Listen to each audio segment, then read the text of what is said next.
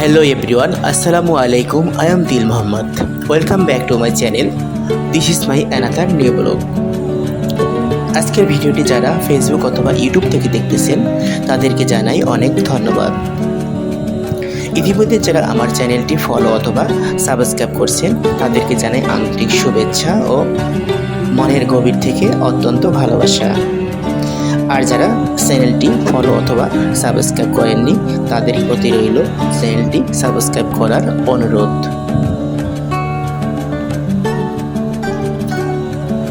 বাংলাদেশ আয়তনে ছোট একটি দেশ, কিন্তু আল্লাহর রহমতে এখানে অনেক প্রাকৃতিক সৌন্দর্যের পাশাপাশি অনেক ইতিহাস ও ঐতিহ্য সমৃদ্ধ স্থানও রয়েছে। বাংলাদেশের দর্শনীয় স্থানগুলো ভ্রমণের ধারাবাহিকতায় আজকে আমি দুটি পাতা একটি কুড়ির দেশ, হযরত শাহজালাল শাহপরাণের দেশ, বাংলাদেশের অন্যতম সুন্দর বিভাগ সিলেটের দর্শনীয় স্থানগুলোকে উপস্থাপন করব। পাহাড়, নদী, ঝর্ণা ও চা বাগানের পূর্ণ স্বাদ নিতে অবশ্যই আপনাকে চলে আসতে হবে সিলেট বিভাগে। সিলেটে গেলে এর প্রকৃতি দেখলে আপনার মন ভরে যাবে, বারবার যেতে মন চাইবে। তো কিভাবে যাবেন, কি কি দেখবেন, কোথায় থাকবেন, কি খাবেন, কত টাকা খরচ হবে, সব কিছুই জানতে পারবেন এই এক ভিডিওর মাধ্যমে। তো চলুন আর দেরি না করে বিস্তারিত শুরু করা যাক।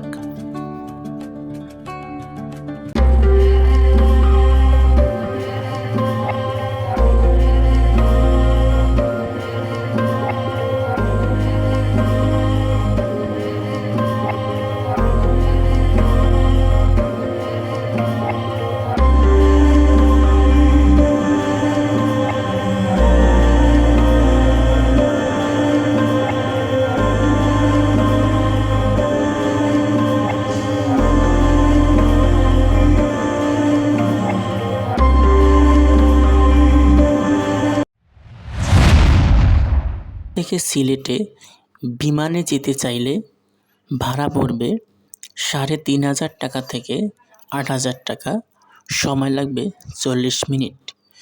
একটু কমে যেতে চাইলে কমপক্ষে ১ মাস আগে টিকিট কাটতে হবে। বাসে যেতে চাইলে শ্রেণীভেদে ভাড়া পড়বে ৬৫০ টাকা থেকে ১৫০০ টাকা। ট্রেনে যেতে চাইলে ভাড়া পড়বে ৩০০ টাকা থেকে ১২২০ টাকা। শ্রেণীভেদে এসি ভাড়া এবং নন এসির ভাড়া ভিন্ন হয়ে থাকে, তবে ভ্রমণের ১০ দিন আগে টিকিট কেটে রাখা ভালো, তা না হলে পছন্দ মতো টিকিট পাওয়া যায় না। গাইস, এ যাত্রায় আমরা ট্রেনে করে সিলেটে যাওয়ার জন্য রাত ১০টায় ঢাকা বিমানবন্দর স্টেশন থেকে যাত্রা শুরু করে ভোর ৫টায় সিলেটের আম্বরখানা স্টেশনে পৌঁছাই। আমাদের টিকিট প্রতি নন এসিতে ভাড়া পড়ছিল ৩৮০ টাকা। সিলেটের স্পটগুলো ঘোরার জন্য বিভিন্ন ধরনের গাড়ি পেয়ে যাবেন। সেক্ষেত্রে একদিনের জন্য সিএনজি ভাড়া পড়বে ১৫০০ থেকে ৩,৫০০ টাকা, হাইসের ভাড়া পড়বে ৫,৫০০ থেকে ৭,০০০ টাকা, চাঁদের গাড়ি ভাড়া পড়বে ৩,৫০০ টাকা থেকে ৫,৫০০ টাকা। এছাড়াও লেগুনার গাড়ি পাওয়া যায়, সে গাড়ির ভাড়া পড়বে ১৫০০ থেকে ৪,০০০ টাকা। সিজন ভেদে এই গাড়ির ভাড়ার পরিমাণ কম বেশি হয়ে থাকে। আপনি সময় এবং কোনগুলো স্পট ঘুরবেন তা বলে দরদাম ঠিক করে নেবেন। তবে কক্সবাজার থেকে সিলেটের ড্রাইভারদের ব্যবহার যথেষ্ট ভালো। এবারের ভ্রমণ অর্থাৎ শিক্ষা সফর ছিল অত্যন্ত আনন্দময় ও শিক্ষণীয়, কারণ আমরা ছিলাম আমার কর্মস্থল চারাবাগ গ্লোরিয়াস স্কুল অ্যান্ড কলেজের একঝাঁক দক্ষ শিক্ষকবৃন্দ ও ৫ জন আলেম। আর আমাদের এই শিক্ষা সফরকে আরও আনন্দময় করার জন্য আমরা পেয়েছিলাম চারাবাগ গ্লোরিয়াস স্কুল অ্যান্ড কলেজের প্রতিষ্ঠাতা পরিচালক ও প্রিন্সিপাল জনাব মঈন হাসান হেলাল স্যারকে। এছাড়াও পেয়েছিলাম অক্সফোর্ড শিক্ষা পরিবারের প্রতিষ্ঠাতা পরিচালক জনাব শরীফ স্যারকে। তাদের উপস্থিতি আমাদের এই ভ্রমণকে অনেক আনন্দময় এবং শিক্ষণীয় করেছিল, যেটা ভাষায় প্রকাশ করার মতো না। আমরা স্যারের প্রতি অত্যন্ত শ্রদ্ধা ও কৃতজ্ঞতা জ্ঞাপন করছি। আসসালামু আলাইকুম গাইস, সিলেট ভ্রমণের দ্বিতীয় দিনে আপনাদের সবাইকে স্বাগতম। আজকে আমরা যাচ্ছি সিলেটের অন্যতম সুন্দর এবং সবচেয়ে জনপ্রিয় স্পট ভোলাগঞ্জের সাদা পাথরে। সাদা পাথরে যাওয়ার জন্য আমরা শহর থেকে একটা সিএনজি ভাড়া করেছি। ভাড়া হয়েছে সারাদিনের জন্য 2500 টাকা। যাওয়ার সময় রাস্তার দুপাশের সৌন্দর্য আপনাকে মুগ্ধ করবে। প্রায় 1 থেকে 1.5 ঘন্টার ভিতরে আমরা পৌঁছে যাই সেই ভোলাগঞ্জ সাদা পাথরে। এখানে গিয়ে একটা সুন্দর মসজিদ পাবেন, ফ্রেশ হয়ে মসজিদে নামাজ আদায় করতে পারবেন। মেইন স্পটে যাওয়ার জন্য আপনাকে যাওয়া আসার নৌকা ভাড়া করতে হবে। এক একটি নৌকার ভাড়া 800 টাকা এবং 8 জন যেতে পারবেন। নৌকা ভাড়া হয়ে গেলে অবশ্যই মাঝির ফোন নাম্বারটা নিয়ে নেবেন, কারণ আসার সময় ওনাকে না পাওয়া গেলে আপনার সময়টা নষ্ট হতে পারে। তাই সময় মতো আসার জন্য ওনার ফোন নাম্বারটা অবশ্যই নিয়ে নেবেন। সাদা পাথরের সৌন্দর্য আসলে ভাষায় প্রকাশ করার মতো না।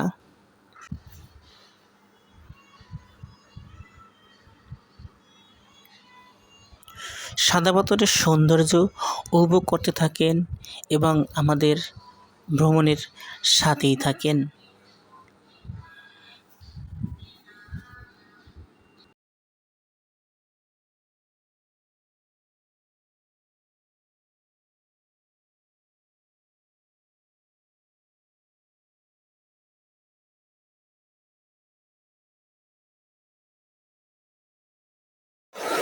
আসসালামু আলাইকুম গাইস, আমি এখন চলে আসছি বাংলাদেশের অন্যতম সুন্দর স্পট সিলেটের সেই সাদা পাথর, ভোলাগঞ্জে সাদা পাথর যে স্পটে আছে সেই স্পটে।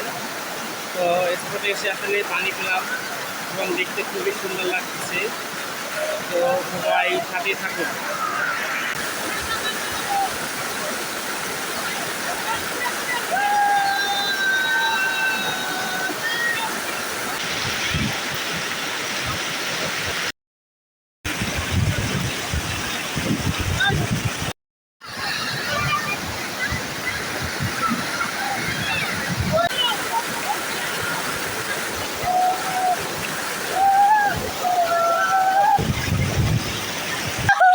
চলবে চলবে চলবে। আসসালামু আলাইকুম স্যার। এই চশমা কেন দেয়?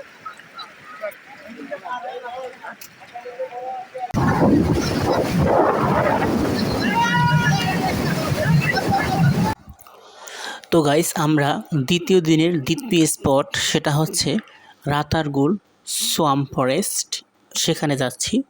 তো ভোলাগঞ্জ সাদা পাথর ভ্রমণ করার পরে আমরা সেই সিএনজি করেই যাচ্ছি এই ফরেস্টে।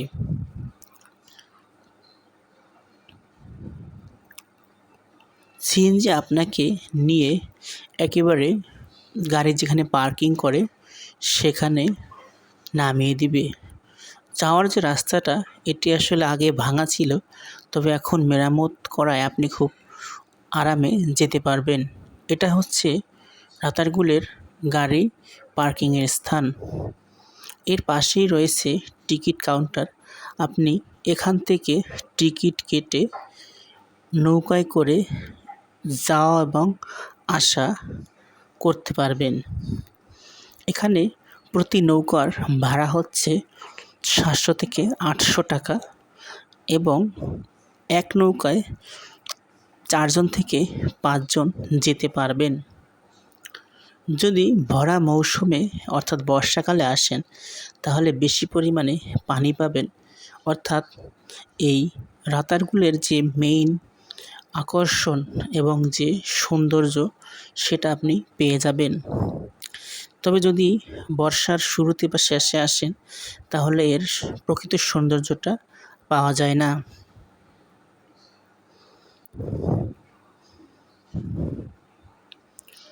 এই বনটি আসলে সিলেটের একমাত্র অন্যতম সুন্দর বন, যাকে বাংলার অ্যামাজন বলা হয়ে থাকে। এই বনে বর্ষাকালে গাছগুলো পানির কিছুটা নিচে চলে যায়, অর্থাৎ পানির ভিতরে গাছ দেখতে অসাধারণ লাগে।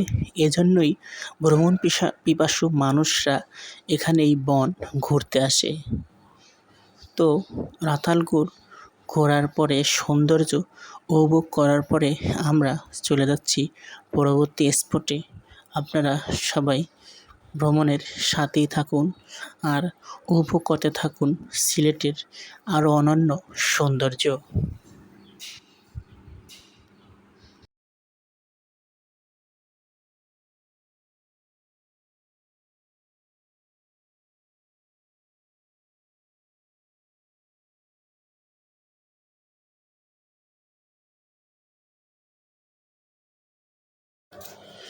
গাইস, এ পর্যায়ে আমাদের স্পট হচ্ছে মার্লিছড়া চা বাগান। এই চা বাগানটি 1849 খ্রিস্টাব্দে প্রথম প্রতিষ্ঠিত হয় এবং এখানে চা বাগানের সূচনা হয়। এটি ভারতীয় উপমহাদেশের ভিতরে প্রথম চা বাগান। এই চা বাগানের সৌন্দর্য সত্যি অতুলনীয়। কেউ যদি শ্রীমঙ্গল না গিয়ে চা বাগানের স্বাদ নিতে চায় তাহলে এই মার্লিছড়া চা বাগান হচ্ছে অন্যতম। তবে এখানে সাধারণত কোনো টিকিট লাগে না। যারা দায়িত্বশীল বা পরিচর্যা করে তাদেরকে 100 থেকে 200 টাকা যদি আপনি দেন তো ওরা সহজেই আপনাকে এই বাগানে প্রবেশ করতে দিবে এবং ঘুরতে দিবে। ফ্যামিলি নিয়ে ঘোরার জন্য মার্লিছড়া চা বাগান হচ্ছে অন্যতম একটা সুন্দর স্পট, যেটি সিলেটের খুব কাছেই সদরের পাশেই অবস্থিত। তো মার্লিছড়া চা বাগান আপনারা উপভোগ করতে থাকুন আর দেখতে থাকুন এর আসল সৌন্দর্য।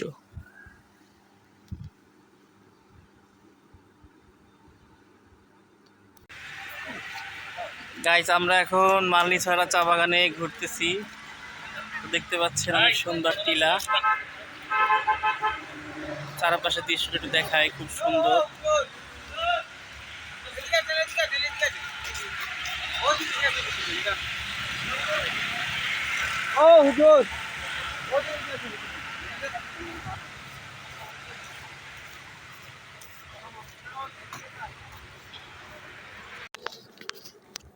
তো গাইস, দেখতে পাচ্ছেন আমরা মার্লিছড়া চা বাগানের ভিতরে যারা দায়িত্বশীল রয়েছে তাদেরকে বলে ভিতরে প্রবেশ করলাম এবং আমরা বেরোর সাথে সাথে অন্য একটা গ্রুপ বের হয়ে গেল। তো আপনি এখানে খুব ঘুরে মজা পাবেন এবং যতই ভিতরে যাবেন এর সৌন্দর্য তত আরও বেশি প্রকাশ পায়। তবে এই রাস্তার বাম দিকে যাবেন, ডান দিকে আসলে তেমন কিছু নাই। তো মার্লিছড়া চা বাগান সত্যি শ্রীমঙ্গল চা বাগানের বিকল্প হতে পারে। যদি আপনার হাতে সময় না থাকে তাহলে এখান থেকেই চা বাগানের স্বাদ নিতে পারেন। গাইস, এ পর্যায়ে আমরা যাচ্ছি আলবিনা গার্ডেনে। এটি সিলেট জেলার গোলাপগঞ্জ উপজেলার লক্ষ্মণাবন্দ ইউনিয়নের পাহাড় লাইন রোডের দক্ষিণ ভাগ চৌধুরীপাড়া গ্রামে অবস্থিত। এখানে আনারস এবং চা চাষ করা হয়। তবে আনারস গাছ দিয়ে অনেক সুন্দর করে সাজিয়ে আলবিনা গার্ডেন লেখা রয়েছে। তো শহর থেকে যেতে সময় লাগবে 1 ঘন্টা। রিজার্ভ গাড়ি নিলে খুব দ্রুত যেতে পারবেন। আর ভাড়ায় গাড়িতে গেলে ভাড়া পড়বে 100 টাকা। তো আমরা সিএনজি নিয়েই রওনা দিয়েছি, যেহেতু আমাদের সিএনজি রিজার্ভ করা ছিল। তো আমরা পৌঁছে গেলাম আলবিনা গার্ডেনে। তো এখানে পৌঁছে জনপ্রতি 100 টাকা দিয়ে টিকিট কেটে ভিতরে প্রবেশ করতে হবে। ভিতরে অনেকগুলো জায়গা রয়েছে যেখানে আপনারা ছবি তুলতে পারবেন। তবে শীতকালে যদি আসেন তাহলে সুন্দর যে ভিউ সেটা পাবেন না, কারণ শীতকালে গাছপালা সাদা হয়ে যায়। কিন্তু বর্ষাকালে যদি আসেন তাহলে সবুজ গাছপালা পাবেন এবং প্রকৃতি অনেক সুন্দর পরিষ্কার পরিচ্ছন্ন পাবেন। হাতে সময় থাকলে আলবিনা গার্ডেন ঘুরে আসতে পারেন। বিকালের সময়টা এখানে কাটিয়ে দিতে পারেন। আর এখানের উৎপাদিত অর্গানিক যে আনারস সেটা খেতে পারেন। আলবিনা গার্ডেনের একটু পাশেই পীরের বাজার, এখানে রয়েছে Lexus garden. Lexus garden Albina গার্ডেনের মতো প্রায় সেম। তাই এই দুটি জায়গার ভিতর যে কোনো একটা গার্ডেন আপনি বিকালবেলা ঘুরে আসতে পারেন।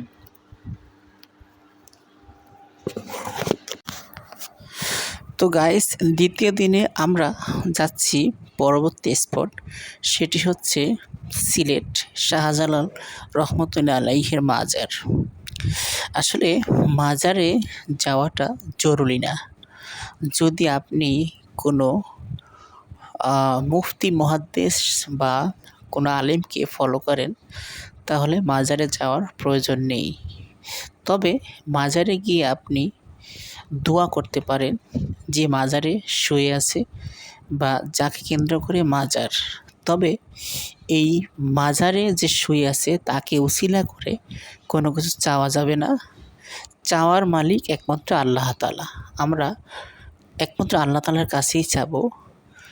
আমরা জাস্ট মাজারে গিয়ে মাজারটা দেখে চলে এসেছি, বা কবর জিয়ারতের মতো তার জন্য দোয়া করতে পারবেন, কিন্তু তাকে উদ্দেশ্য করে কোনো কিছু চাওয়া যাবে না। এবং মাজারে কোনো কিছু মানত করাটাও আসলে ভালো না। মানত একমাত্র আল্লাহ তাআলার রাস্তায়, এবং সেটা মসজিদ, মাদ্রাসা বা দ্বীনি প্রতিষ্ঠানের জন্য। তো ভালো থাকবেন, সুস্থ থাকবেন। আমরা যাচ্ছি পরবর্তী স্পটে। খাবারের জন্য সিলেটের প্রত্যেকটি পর্যটন স্পটের আশেপাশে ছোট বড় অনেকগুলো হোটেল পেয়ে যাবেন।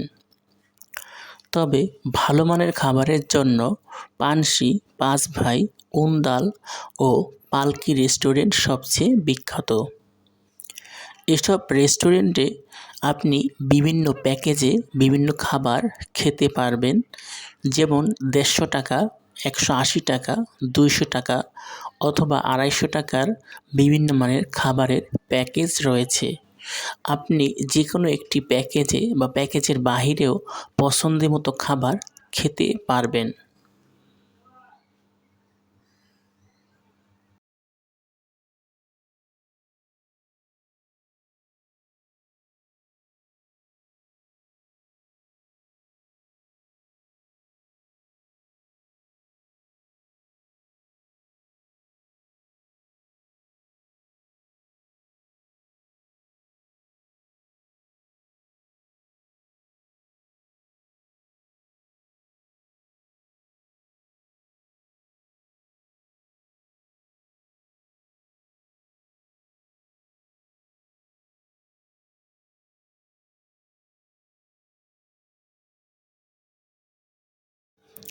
সিলেটে থাকার জন্য প্রত্যেকটি স্পটের আশেপাশে বিভিন্ন মানের হোটেল বা রিসোর্ট পেয়ে যাবেন। নন এসি এক রুমের ভাড়া পড়বে 600 থেকে 1500 টাকা। এসি এক রুমের ভাড়া পড়বে 1500 থেকে 3500 টাকা। ফ্যামিলি এক রুমের ভাড়া পড়বে 3000 থেকে 5000 টাকা। এছাড়াও ভালো মানের রিসোর্টে থাকতে গেলে আপনাকে মৌলভীবাজার এবং শ্রীমঙ্গল যেতে হবে। সেখানে ভাড়া পড়বে 5000 টাকা থেকে শুরু করে 20,000 টাকা পর্যন্ত। তবে ভালো মানের রিসোর্টের জন্য অবশ্যই শ্রীমঙ্গল বিখ্যাত।